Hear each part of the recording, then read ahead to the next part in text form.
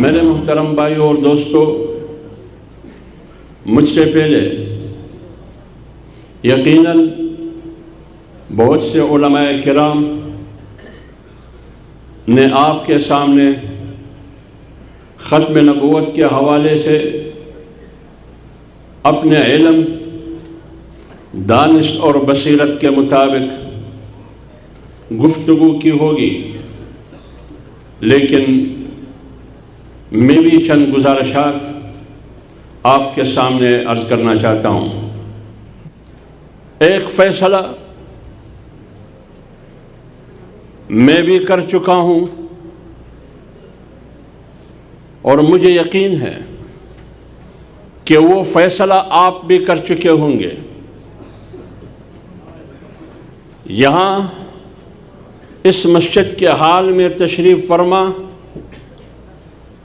سامعین و ناظرین ہو یا مسجد کے اوپر منزل میں یا اس سے اوپر چھت پر یا مدرسے کے صحن میں، جو بھی یہاں حاضر ہے،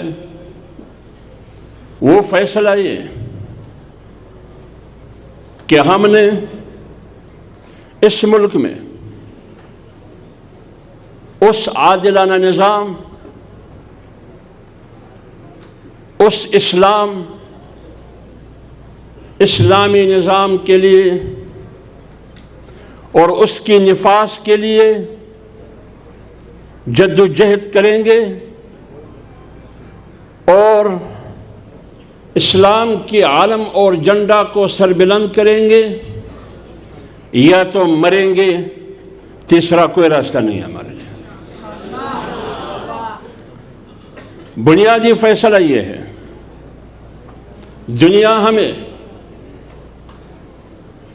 تانے دیتے ہیں،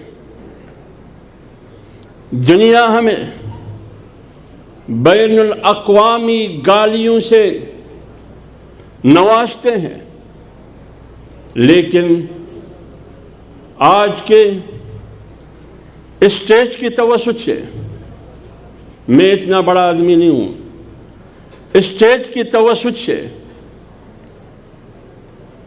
پورے ملک کے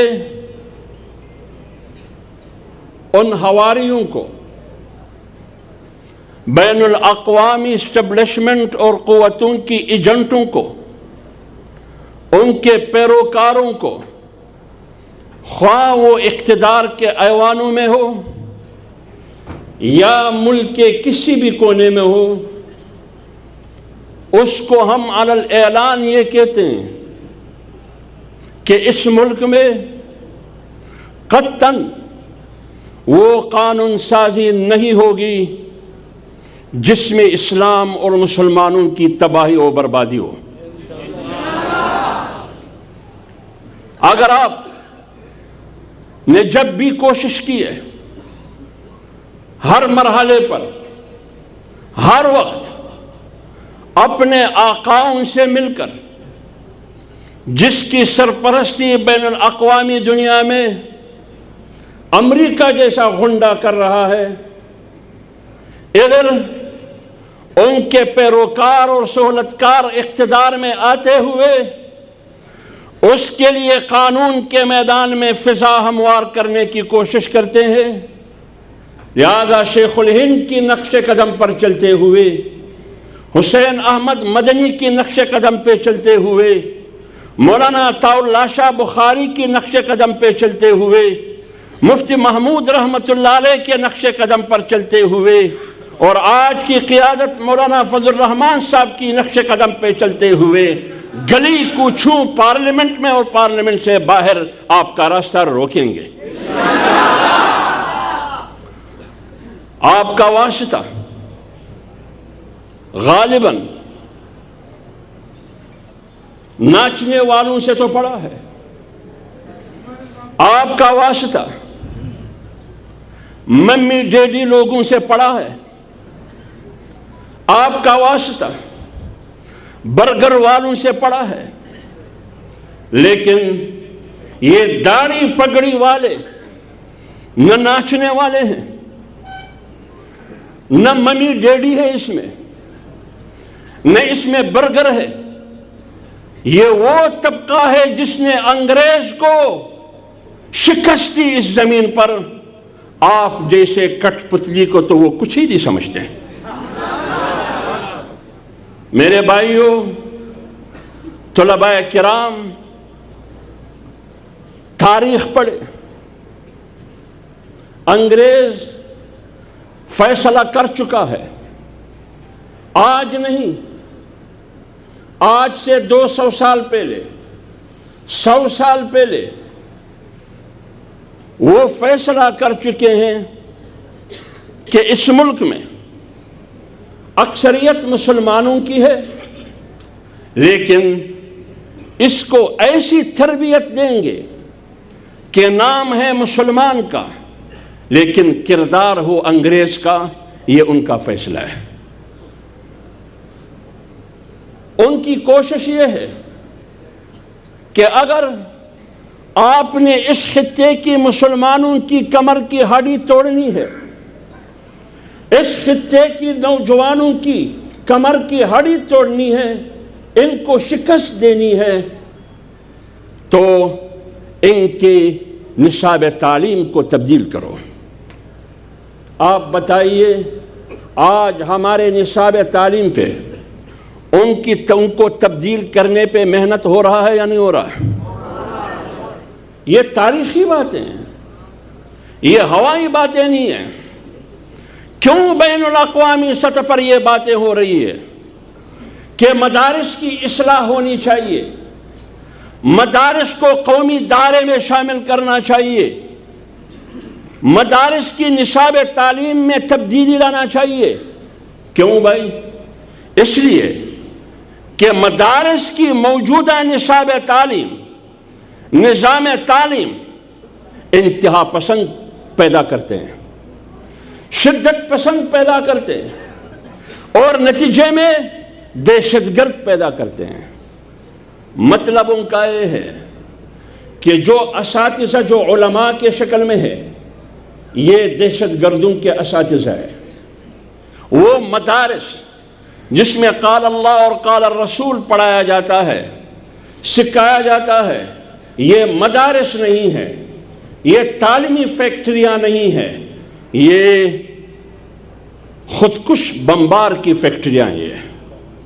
یہ انتہا پسندی اور شدت پسندی کی فیکٹریاں اور کارخانے ہیں.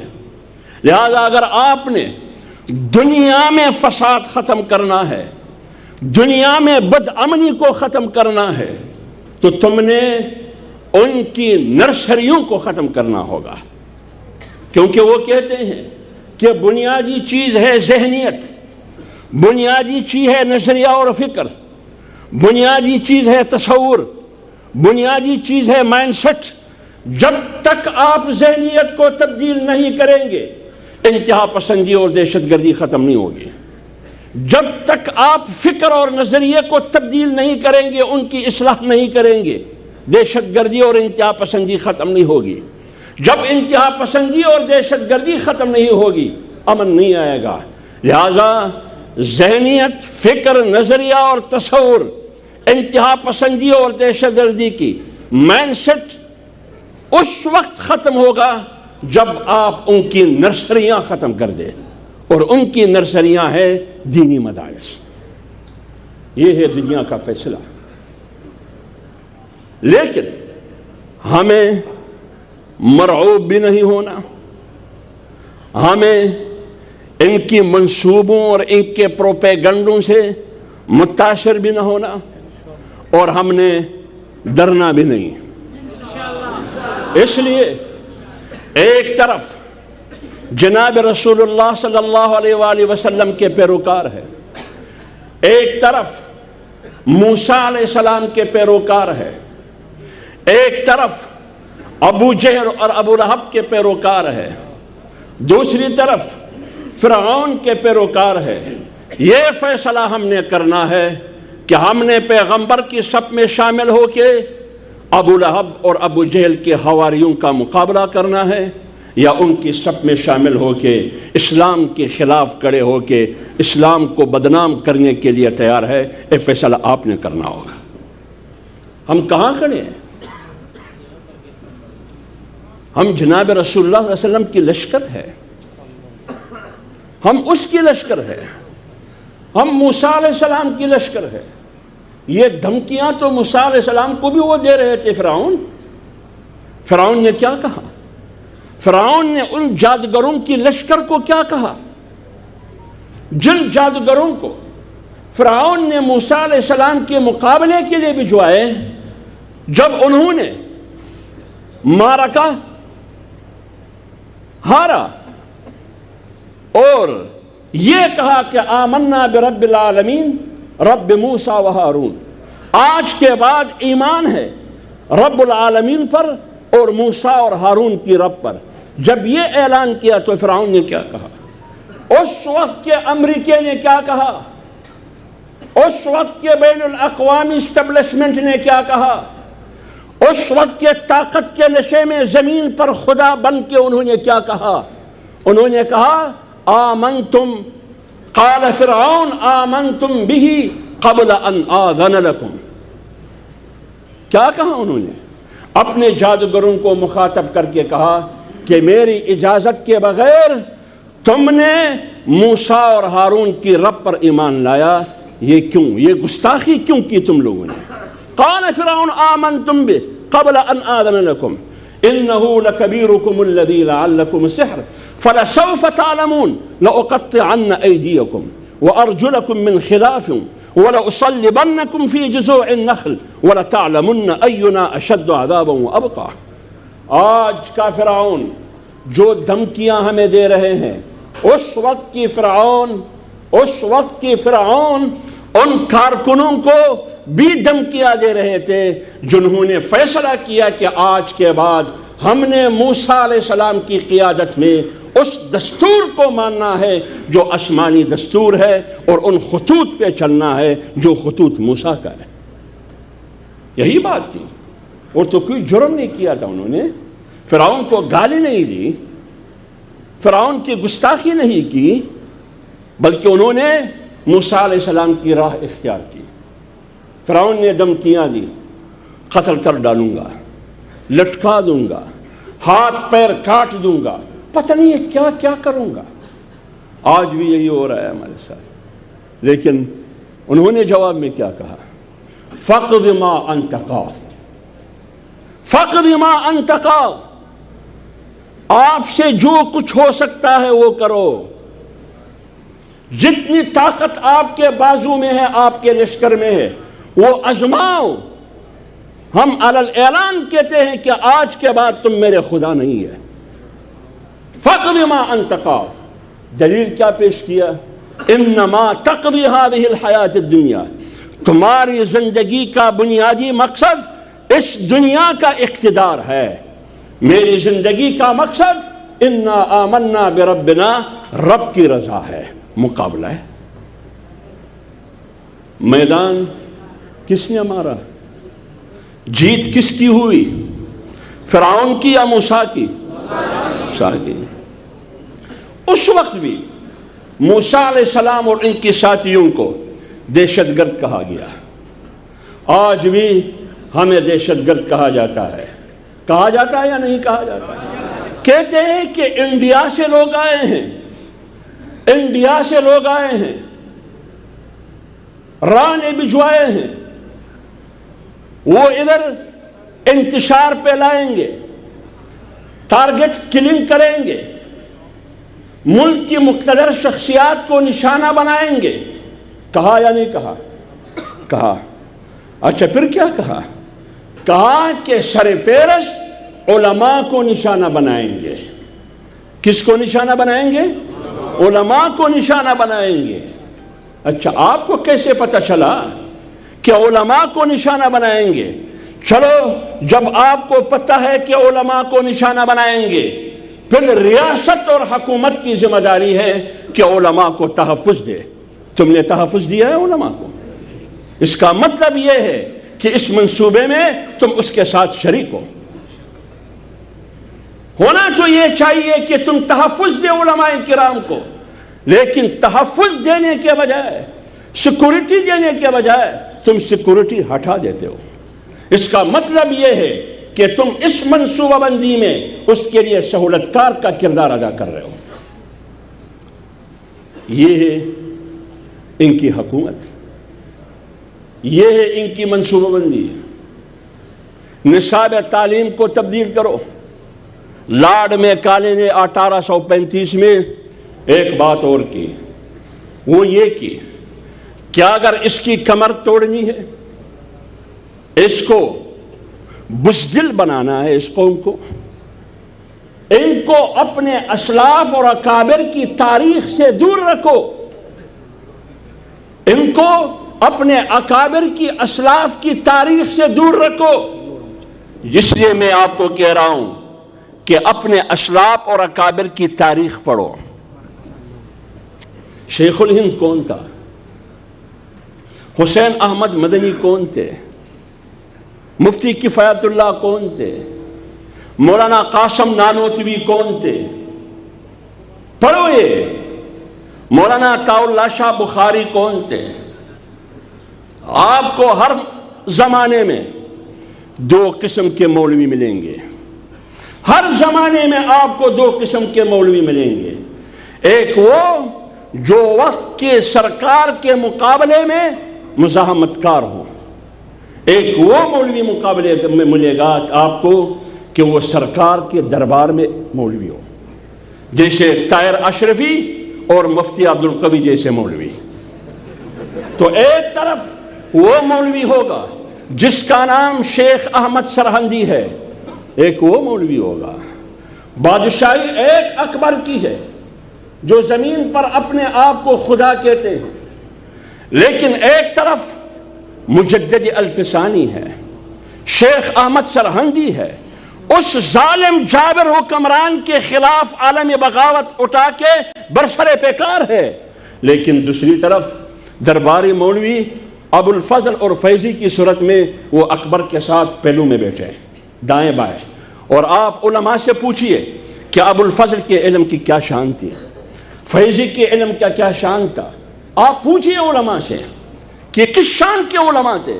لیکن آج تاریخ میں فیضی کا نام نہیں ہے، آج تاریخ میں ملا فیضی کا نام نہیں ہے، آج تاریخ میں ابو الفضل کا نام نہیں ہے۔ تاریخ میں اگر زندہ ہے تو شیخ احمد سرہندی کا نام زندہ ہے۔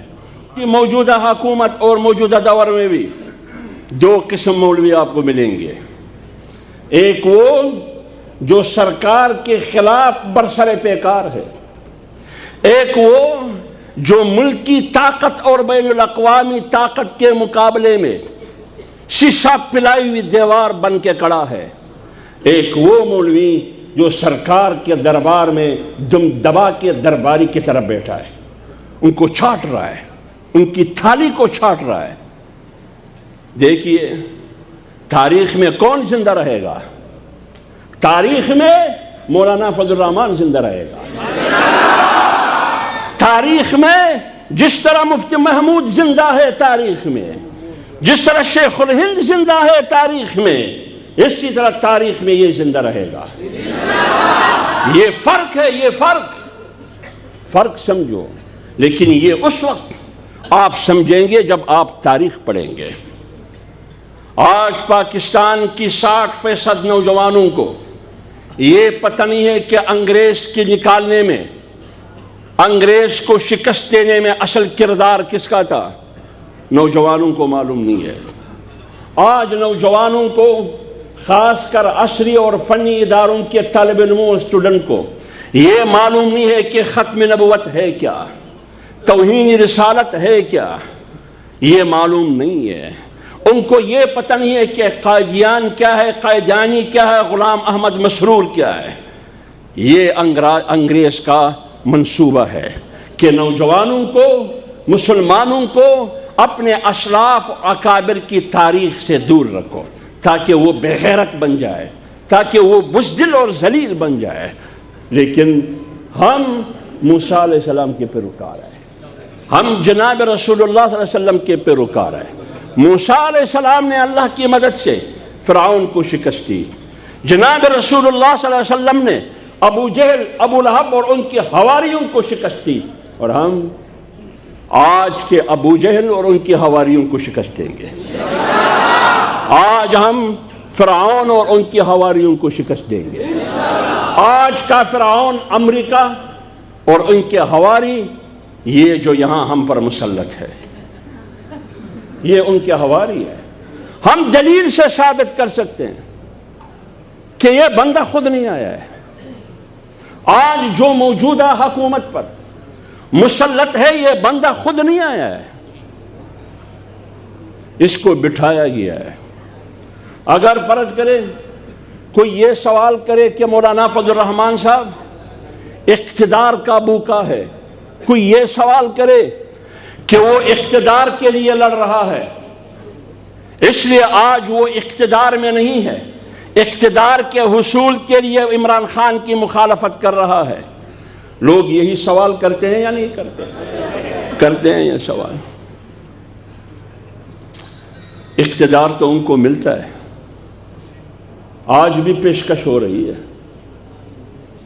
آج بھی ہو رہی ہے، لیکن اسلام ختم نبوت قانون رسالت پر کسی قسم کی کمپرومائز نہیں ہوگا، لیکن یہ حکومت اس مقصد کے لیے آیا ہے کہ توہین رسالت کا قانون بھی ختم کر دے، ختم نبوت کا قانون بھی ختم کر دے، مدارس کو بھی تالا لگا دے، ان کو اسکولوں اور ہیلتھ سینٹرز کے ذریعے تبدیل کرے۔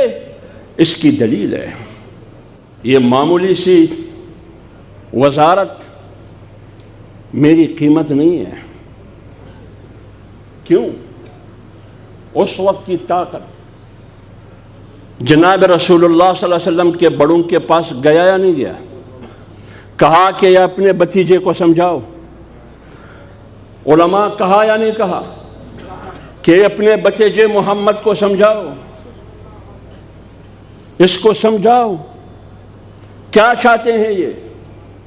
زر چاہتے ہیں، زن چاہتے ہیں، زمین چاہتے ہیں، کیا چاہتے ہیں؟ وہ ہاتھ رکھ کے جو بھی چیز محمد چاہتے ہیں ہم دینے کے لیے تیار ہے۔ لیکن جب بھتیجا آیا، بھتیجے کو پیغام پہنچایا گیا کہ آج مکے کے بڑے آئے تھے، آپ سے بہت تنگ تھے،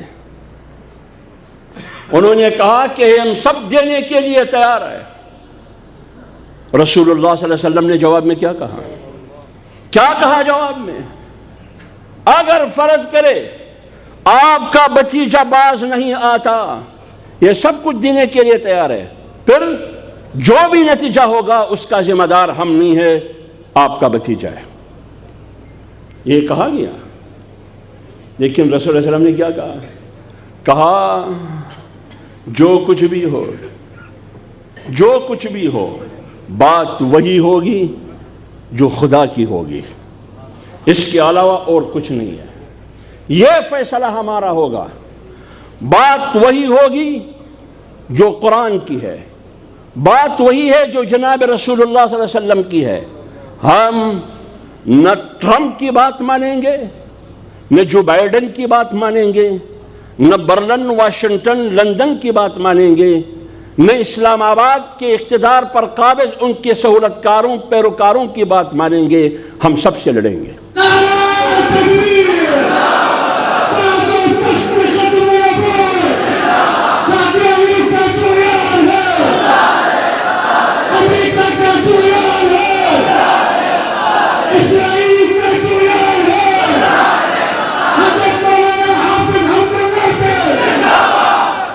تم کہتے ہو میں اسرائیل کو تسلیم نہیں کر رہا، کہہ رہے یا نہیں کہہ رہے؟ تو پھر اس کا جواب تم نے کیوں نہیں دیا کہ 6 مہینے کے اندر قومی اسمبلی میں آپ کی خاتون رکن پارلیمنٹ، پاکستان تحریک انصاف کی رکن پارلیمنٹ خاتون جس کا نام عاصمہ ہے، آج سے 1 ہفتہ پہلے ان کی میٹنگ آپ کے ساتھ بنی گالہ میں بھی ہوئی، تمام میڈیا پر دکھایا گیا۔ اس خاتون نے پارلیمنٹ میں کھڑے ہو کے کہا کہ مڈل ایسٹ مشرق وسطیٰ میں اگر خون خرابے کو ختم کرنا ہے، امت مسلمہ کو پرسکون اور امن کی زندگی دینا چاہتے ہو، انہوں نے کیا کہا؟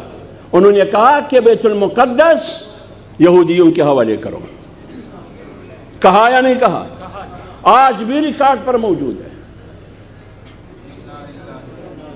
یہ نا اسرائیل کا نام لیا بجلی چلی گئی.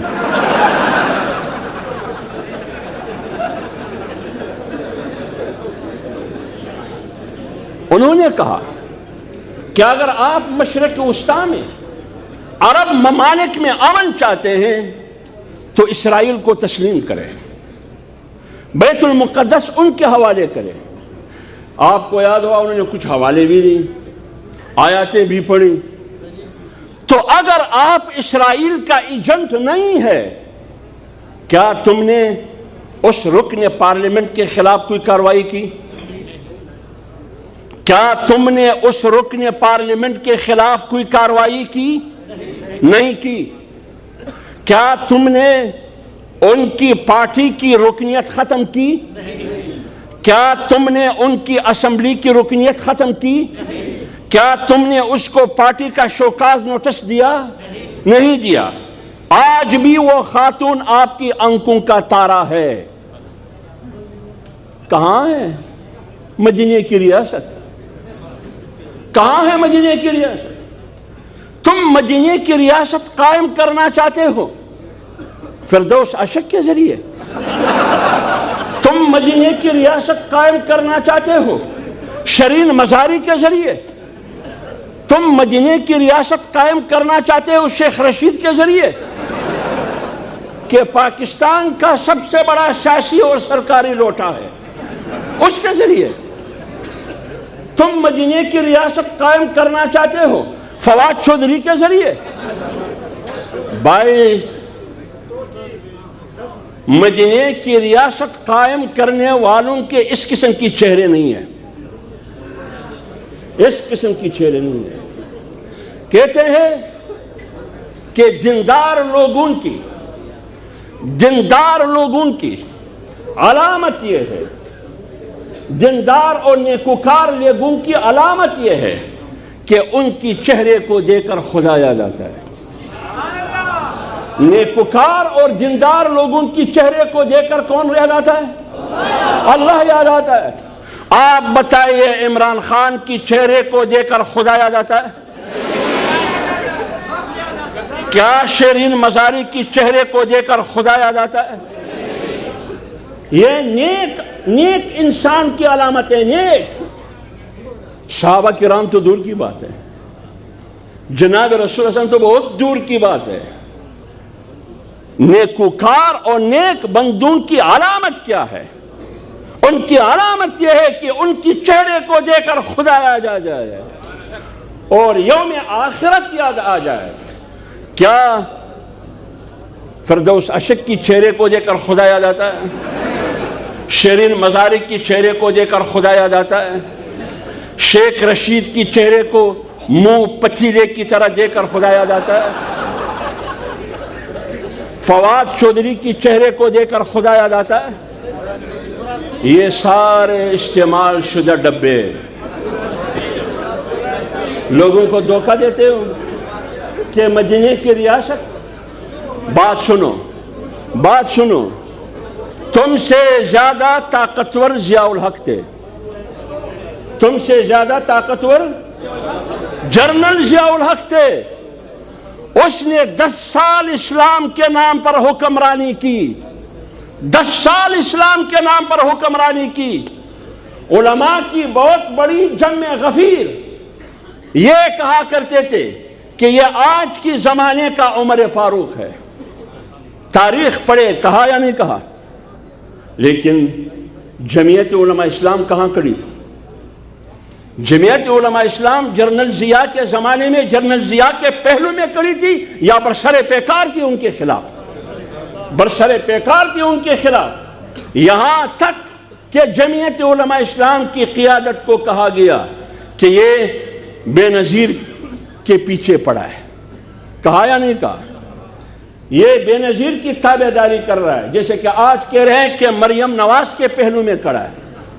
بابا وہ ہمارے پہلو میں کڑا ہے، وہ ہماری پہلو میں کڑی ہے. آج 10 پارٹیوں کی قیادت 10 پارٹیوں کی قیادت، 10 پارٹیوں کی قیادت، جس میں سیکولر پارٹیاں بھی ہیں، جس میں لبرل پارٹیاں بھی ہیں، جس میں نیشنلسٹ اور قوم پرست پارٹیاں بھی ہیں، جس میں بریلوی بھی ہے، یہ 10 پارٹیاں مل کے جمعیت علماء اسلام کی قیادت کو اپنا سیاسی امام سمجھ کر اس کی امامت میں سیاسی نماز پڑھ رہا ہے. یہ آپ کے لیے خوشخبری کی بات نہیں ہے؟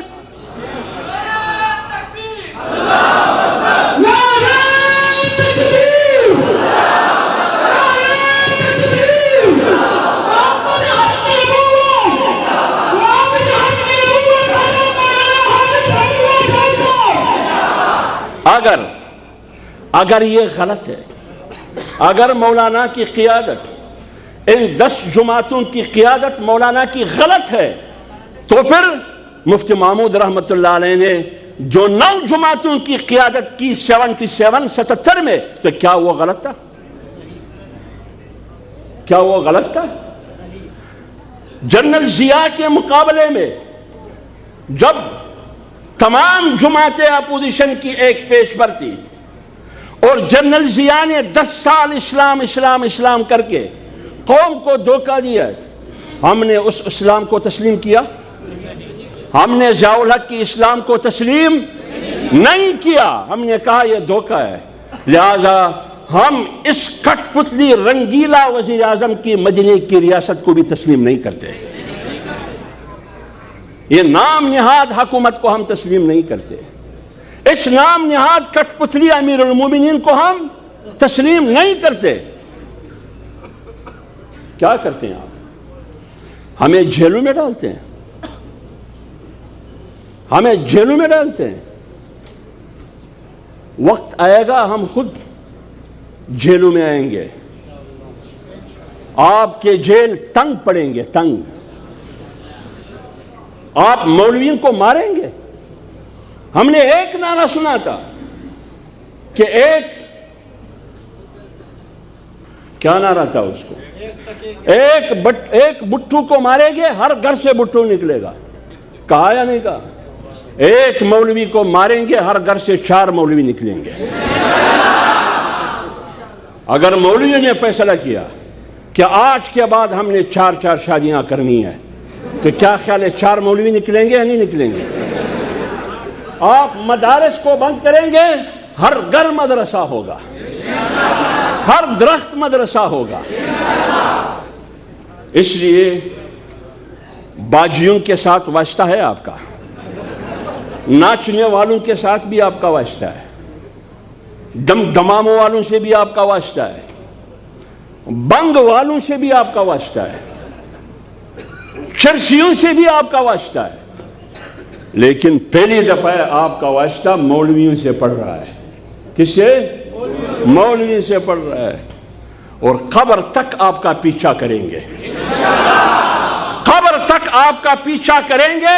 آپ اقتدار میں ہو یا نہ ہو، پاکستان کی زمین تم پر تنگ کریں گے.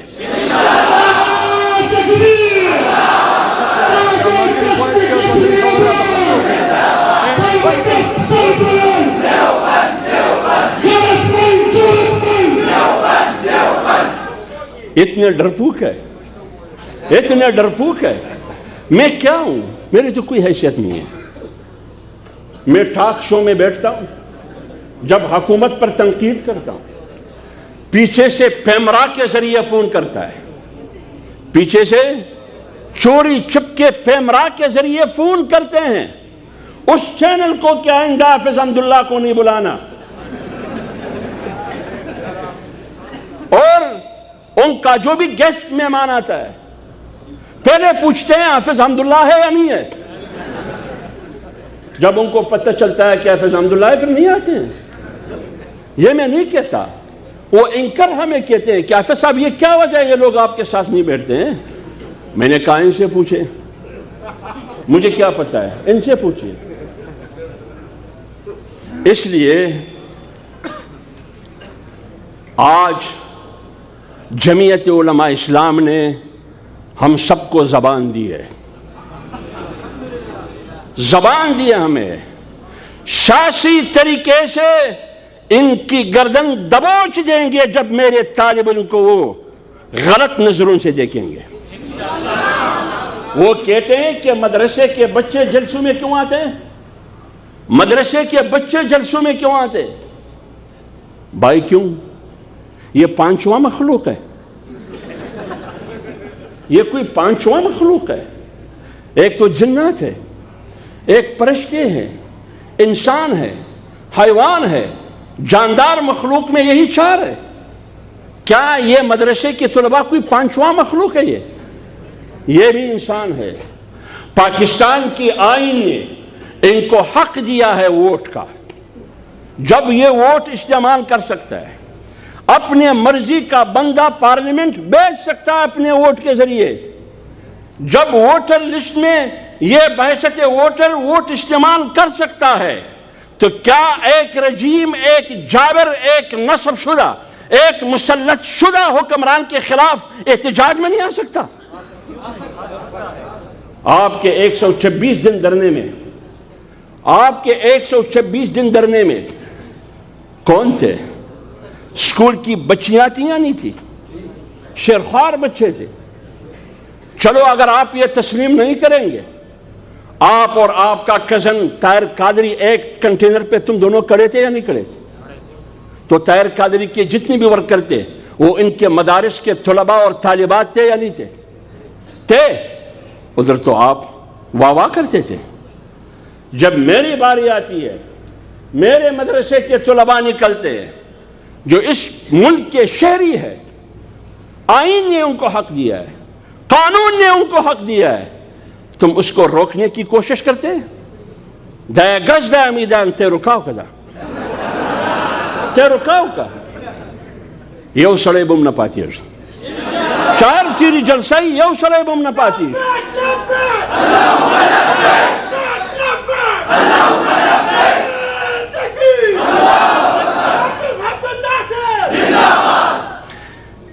احساسی کمتری میں نہیں آنا،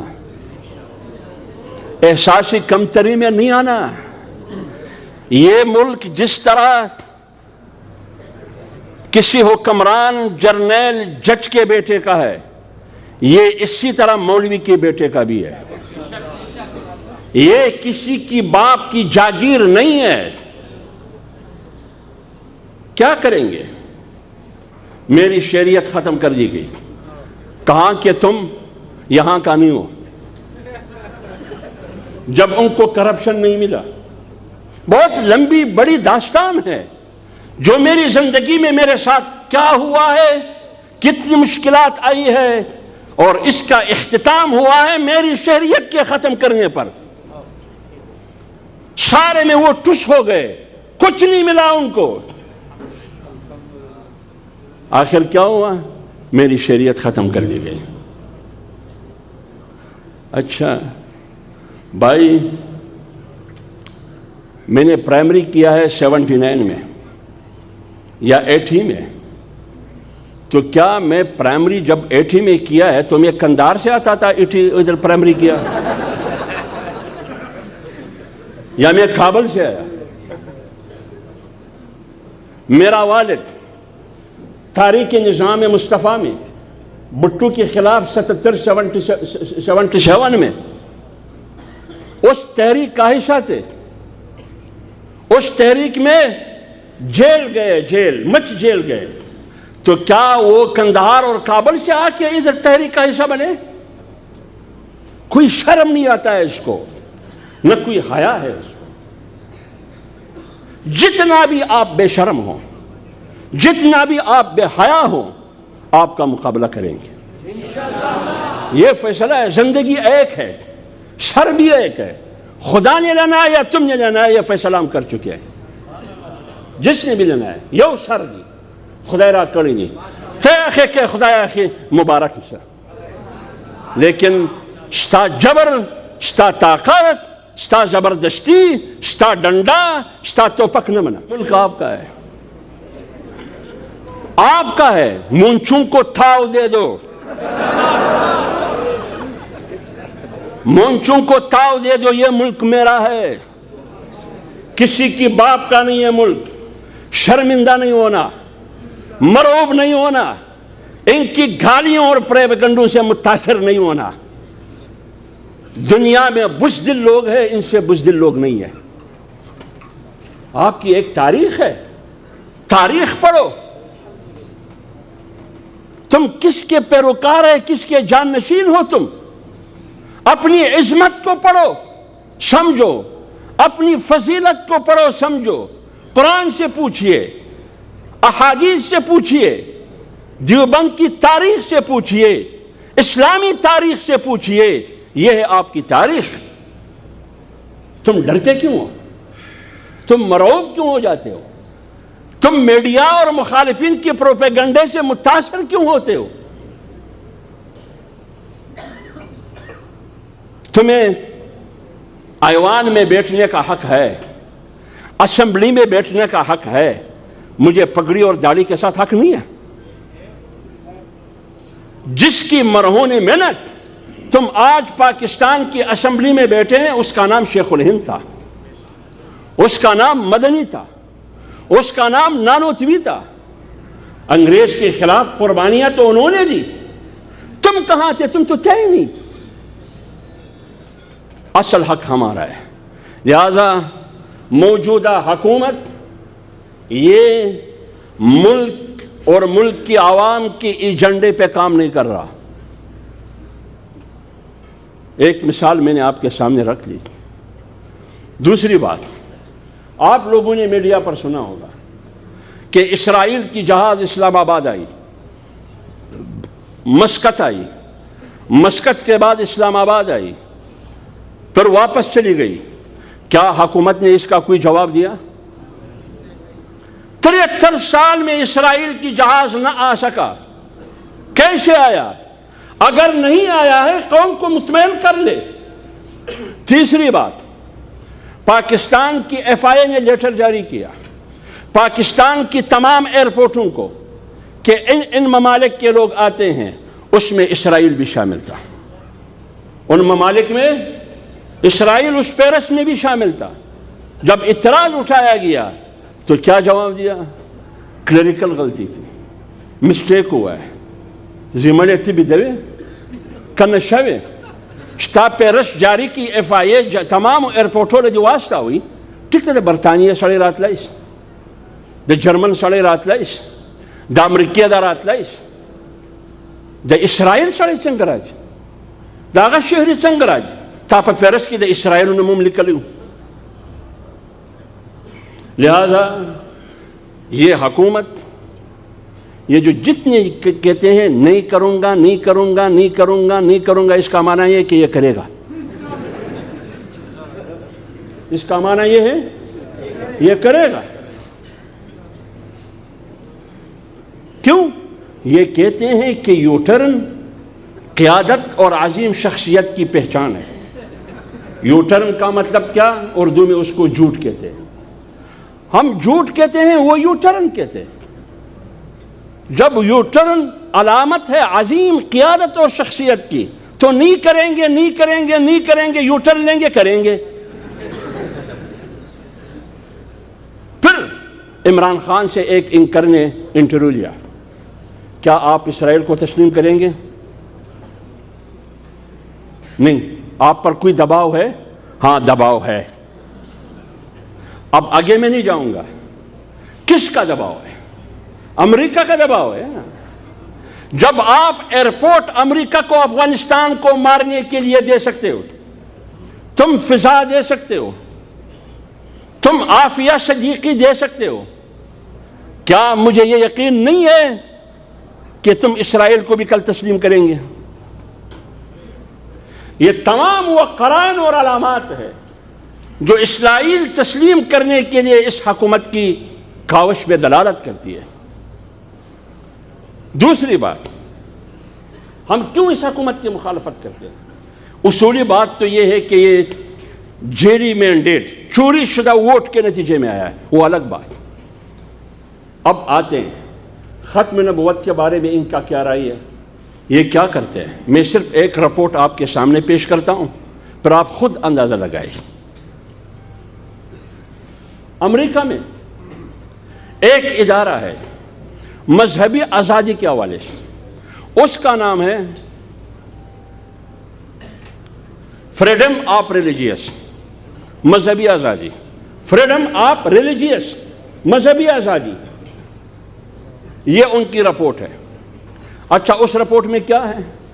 اس رپورٹ میں یہ ہے کہ موجودہ تحریک انصاف کی حکومت سے ہم مطمئن ہیں 4 چیزوں کی وجہ سے۔ موجودہ تحریک انصاف عمران خان کی حکومت سے ہم مطمئن ہیں 4 چیزوں کارناموں کی وجہ سے۔ نمبر 1، انہوں نے گرو نانک کے نام سے یونیورسٹی بنانے کا فیصلہ کیا ہے۔ اچھا، آپ گرو نانک کے نام سے یونیورسٹی بنانے کا فیصلہ کرتے ہیں، لیکن ایک آدمی لندن سے آتا ہے راتوں رات، اسلام آباد میں ابو بکر صدیق رضی اللہ تعالیٰ عنہ کو 2 گھنٹے گالی دے کر جہاز میں بیٹھ کے پھر لندن چلا جاتا ہے۔ یہ کس قسم کی مدینے کی ریاست ہے کہ آپ کی ناک کے نیچے اور آپ کی نظروں کے سامنے ایک آدمی اسلام آباد میں بیٹھ کر ابو بکر صدیق کو گالی دیتا ہے؟ بناؤ نا، بناؤ ابو بکر صدیق رضی اللہ تعالیٰ عنہ کے نام پر ایک عالمی یونیورسٹی بناؤ۔ بنا سکتا ہے؟ گرو نانک کے نام پر یونیورسٹی بنانے کا فیصلہ کیا ہے، اس لیے یہ اچھا کارنامہ ہے۔ دوسرا کارنامہ کیا ہے؟ دوسرا کارنامہ یہ ہے کہ انہوں نے سکھوں کے لیے کرتارپور راہداری بنایا ہے، یہ دوسرا کارنامہ ہے۔ تیسرا کارنامہ کیا ہے؟ انہوں نے پاکستان میں ہندوؤں کی مندروں کے لیے کروڑوں روپے فنڈ رکھی ہے، اس کی تزئین اور آرائش کے لیے۔ چوتھا کارنامہ یہ ہے کہ اس حکومت نے سب سے جو بڑا کردار ادا کیا ہے، کارنامہ انہوں نے نمودار کیا ہے، وہ یہ کہ آسیہ مسیح کو انہوں نے رہائی دلوائی۔ یہ American international freedom of religious ادارہ ہے، یہ ان کی رپورٹ ہے۔ آگے کیا کہا؟ 4 کام اور ہے کہ موجودہ حکومت نے کرنی ہے، ذرا غور سے سنیے۔ 4 کام اور ہے جو موجودہ حکومت نے کرنی ہے، ٹاسک دیا ہے۔ نمبر 1، ایک اقلیتی کمیشن بنانا ہے۔ کیا بنانا ہے؟ اقلیتی کمیشن کی تشکیل نو، اور وہ کمیشن بھی امریکہ کی مرضی اور ہدایات کے مطابق بنانا ہے۔ آپ کو یاد ہوگا آج سے 1 سال پہلے یہی زمانہ تھا جو حجاج کرام کا زمانہ تھا، اس سے تھوڑا پہلے 10 مہینے پہلے یا 9 مہینے پہلے ایک اقلیتی کمیشن تشکیل دی گئی، اس میں قادیانیوں کو بھی ڈال دیا گیا، کابینہ نے منظوری دی۔ اقلیتی کمیشن میں عیسائی، سکھ، ہندو، تو قادیانی کو بھی اس کا حصہ بنا دیا۔ اب رپورٹ یہ آتا ہے امریکہ کی کہ پاکستان کی حکومت نے 4 کام کرنی ہے۔ نمبر 1، ایک اقلیتی کمیشن تشکیل دے میری ہدایات کے مطابق، وہ یہ کہ اقلیتی کمیشن تشکیل دی اور اس میں قادیانی کو بھی حصہ دے دیا، ان کو بھی شامل کیا۔ نمبر 2، تم نے کیا کام کرنا ہے؟ نمبر 2 کام یہ کہ پاکستان نے قانون توہین رسالت کو ختم کرنا ہے۔ پاکستان نے قانون توہین رسالت کو ختم کرنا ہے۔ کیا ان کی ایک وفاقی وزیر نے قانون توہین رسالت میں ترمیم کے لیے بل ایوان میں پیش کی یا نہیں پیش کی؟ پیش کی۔ رپورٹ کہہ رہا ہے کہ تم نے قانون توہین رسالت کو ختم کرنا ہے، وزیر نے پیش کی۔ نمبر 3، جس قانون کے تحت قادیانیوں کو تبلیغ اور دعوت کرنے کی اجازت نہیں ہے، 298 جس قانون کے تحت، تعزیرات پاکستان کے قانون کے تحت قادیانیوں کو تبلیغ اور دعوت کرنے کی اجازت نہیں ہے، دعوت دینے کی اجازت نہیں ہے، اس قانون کو ختم کرنا ہوگا، اس قانون کو ختم کرنا ہوگا۔ نمبر 4 یہ کہ پاکستان کے جیلوں میں جتنے بھی گستاخ رسول ہے ان سب کو رہا کرنا ہے، خواہ وہ سزا یافتہ ہو یا غیر سزا یافتہ ہو۔ اب آپ مجھے بتائیے، یہ ہر مرحلے پر گرو نانک یونیورسٹی بن رہا ہے یا نہیں بن رہا؟ بن رہا ہے، اس پہ تو عمل ہو رہا ہے۔ کرتارپور بنا یا نہیں بنا؟ اس پہ بھی عمل ہوا۔ مندر کے لیے اقدامات ہوئے یا نہیں ہوئے؟ اسلام آباد میں مندر تعمیر کرنے کی اجازت تھی، ان کے لیے پیسے رکھے گئے، تزئین کے لیے تو علیحدہ پیسے۔ کیا اس رپورٹ پر عمل ہے یا نہیں ہے؟ کیا آسیہ مسیح کو رہائی دی یا نہیں دی؟ رہائی دی۔ تو کیسے آپ کہتے ہیں کہ میں اسرائیل کا ایجنٹ نہیں ہوں؟ کیسے آپ کہتے ہیں کہ میں امریکہ کا ایجنٹ نہیں ہوں؟ یہ کیا ہے؟ اور اگلی بات، اقلیتی کمیشن کی تشکیل میری مرضی امریکہ کی مرضی کے مطابق تم نے قیدیانی ڈالا یا نہیں ڈالا؟ یہ کس کی مرضی ہے؟ ان کی مرضی ہے۔ انہوں نے کہا کہ قانون توہین رسالت کو ختم کرنا ہے، تم نے ختم کرنے کی کوشش کی یا نہیں کی؟ کی۔ انہوں نے کہا کہ اس قانون کو ختم کرو جس قانون کی وجہ سے قادیانیوں کو تبلیغ اور دعوت کرنے کی اجازت نہیں، دعوت دینے کی اجازت نہیں، اس کو ختم کر دو۔ تم نے کوشش کی۔ انہوں نے کہا کہ گستاخ رسول جتنے بھی جیلوں میں ہیں ان کو رہا کر دو۔ جب تم نے آسیہ کو رہا کیا، باقی کو تم رہا نہیں کریں گے؟ رہا کریں گے۔ لیکن اگر راستے میں رکاوٹ ہے، اگر راستے میں رکاوٹ ہے، پارلیمنٹ کے اندر اور باہر جو قیادت کا کردار ادا کر رہا ہے وہ صرف اور صرف جمعیت علماء اسلام ہے۔ اس لیے ہم کہتے ہیں کہ یہ پاکستان کا بھی چور ہے، پاکستانی قوم کی ووٹوں کا بھی چور ہے، یہ اسلام کا بھی چور ہے۔ بیک وقت 3 چوری کر رہا ہے یہ۔ اس لیے اردو میں مقولہ ہے کہ چور مچائے شور، یہ ہے ان کا ایجنڈا۔ اس لیے ہم نے ان کا مقابلہ ہر محاذ پر کرنا ہے۔ انہوں نے ایک اور نعرہ لگایا ہے کرپشن کے خلاف، کرپشن کو ختم کریں۔ یہ میڈیا والے سارے جانتے ہیں، ٹرانسپیرنسی انٹرنیشنل کی رپورٹ آئی، پاکستان کرپشن میں ترقی کر چکا ہے یا نہیں؟ کر چکا ہے۔ افغانستان سے بھی آگے ہے۔ افغانستان میں 40 سال سے جنگ ہے، پاکستان کرپشن میں 3 درجے افغانستان سے آگے، ترقی کی ہے نا، ترقی کی ہے۔ تو معلوم یہ ہوا کہ یہ چوروں کا سردار ہے۔ ڈی جی ایف آئی کی رپورٹ آئی چینی اور آٹے کے حوالے سے، کس کا نام نکلا؟ جہانگیر ترین کا، خسرو بختیار کا، رزاق داؤد کا۔ دوائی چور کا نام جب نکلا، اس کا مرکزی جنرل سیکرٹری کا نام نکلا۔ ایل این جی میں چوری، پیٹرول میں چوری۔ میرا ڈھونڈ رہے کہ سن 1980 میں 79 میں میرے والد کی وفات ہوئی ہے۔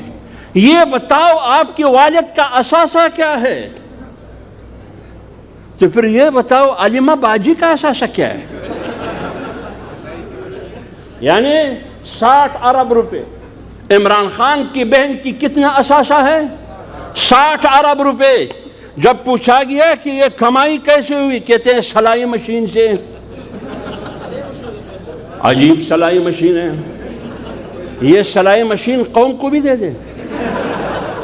تم نے قوم کو انڈوں پر لگایا کہ میں انڈے دوں گا، تم نے قوم کو مرغیوں پر لگایا کہ میں مرغیاں دوں گا، تم نے قوم کو لنگر خانوں پہ لگایا اور اپنے بہن کو سلائی مشین دے کر راتوں رات 60 ارب روپے۔